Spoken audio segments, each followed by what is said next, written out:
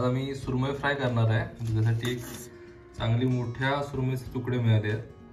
तर त्यासाठी मॅरिनेशन आहे काय काय लागणार ते सांग। बघा मीठ घातले आणि लिंबू, हे लिंबाचा रस घेते। अशा दोन छोटी लिंबाचा रस नाही जास्त आहे, पण हे लिंबाचा रस घेतला। ते आलं लसूणची पेस्ट घालते। त्याला जर लावून 15-20 मिनिट ठेवणार आहे, नंतर मग हे फ्राय करणार आहे। आणि थोडीशी मी धने पावडर घालते त्याच्यामध्ये, आणि लाल तिखट, थोडीशी मिरची पूड, थोडंसं तिखट आंबट तिखट असलं की छान राहतं ना म्हणून। आपण कोकमाचा आगुळ वगैरे आगुळ पण घालतो, पण मी त्याला लिंब घालणार आहे। लिंब घातली तर आगुळ घालायची गरज नाही। हां हे असं करायचं चांगलं, आणि प्रत्येक ह्या पीसला लावून ठेवायचं। असं पारंपरिक नाही पण एक थोडा वेगळा प्रकार दाखवतो आम्ही। याआधी पण आम्ही सौंदाई कसे फ्राय करायचे याचा व्हिडिओ केला आहे। नंतर हिरवं सुरमईचं तिखलं पण दाखवलं आहे। मोठे तुकडे आहेत ना, तिकडे लावून ह्याला सुरमईला सगळं आंबट आणि मीठ तिखट लाटायला पाहिजे, असं लावून ठेवायचं। मीठ चांगलं मुरायला पाहिजे आतमध्ये, नाहीतर मग ते बेचव लागतात तुकडे।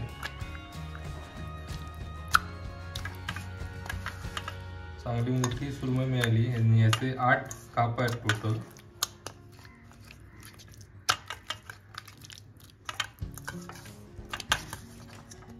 जो मसाला आपण बनवला तो सगळा लागायला पाहिजे व्यवस्थित तुकड्यांना।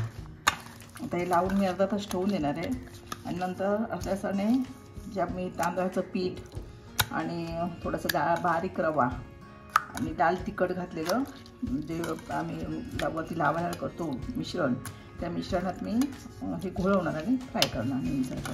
थोडंसं धण्याची पूड घातली, आणि लिंब, तिखट आणि मीठ आणि आलं लसूणची पेस्ट लावली, त्याच्यामध्ये चांगला स्वाद येतो म्हणून। आता अर्धा तास वाट बघूया, नंतर आपण फ्राय करायला घेऊया। अर्धा तास झालेलं आहे, आपण ह्याला सगळं साईडला लावून ठेवलं होतं। हे तिखट, मीठ आणि आलं लसूण पेस्ट आणि लिंबाचा रस। आता हे बघा, हे मी असं मिश्रण करूनच ठेवते। म्हणजे तांदळाचं पीठ आहे, एकदम बारीक रवा आहे, आणि हे हळद जराशी, आणि तिखट म्हणजे मिरची पावडर फक्त। आता हे प्रमाण सांगते किती घ्यायचं ते। ज्या म्हणजे हे घेतलं ना, म्हणजे मोठे समजा 5 चमचे आपण तांदूळ घेतले तर 2 चमचे रवा घ्यायचा, आणि तिखट 2 चमचे घ्यायचं, आणि जराशी चिमूटभर हळद, बाकी याच्यामध्ये काही घालत नाही। तर अशा प्रकारचं हे मिश्रण घ्यायचं। असं इथे मी गॅसवरती पॅन तापत ठेवलं आहे, आता त्याच्यामध्ये तेल घालते। हां, तो पण तेल गरम होईल।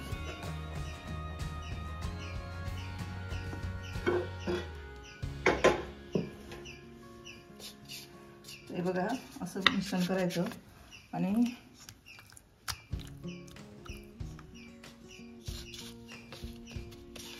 सगळ्या बाजूने ह्याला लावून घ्यायचं।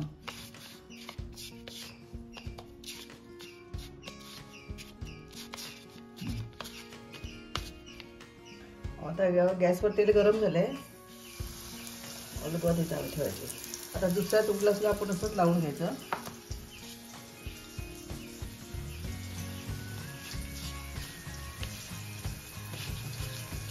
आणि गॅस एकदम कमी ठेवून आपण हे तुकडे आपण फ्राय करून घ्यायचे आहेत।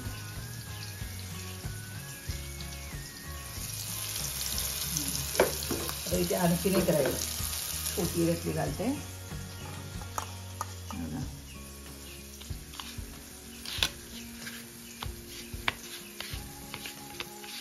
त्याला एकमेकाला चिकटवायचं नाही, आपण फ्राय करताना एकमेकाला चिकटवायचं नाही, तर मग त्या जरा हे होतात, चिकटून जातात त्यासाठी।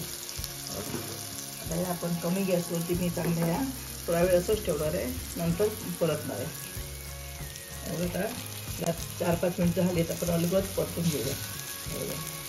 तुम्ही याच्यावरती बघू शकता, मला दिसतंय बघा, याच्यावरती चांगला म्हणजे कवरिंग चांगलं घट्ट बसलं त्याच्या सुट्टीला, त्याच्यामुळे तांदळाचं पीठ आणि रवा पण होता, म्हणून अलगद असं परतून घ्यायचं। परत हे असं एका साईडने 5 मिनिटं भाजून झाल्यानंतर परत परतायचं। तर आपण 5 मिनिटं वाट बघूया।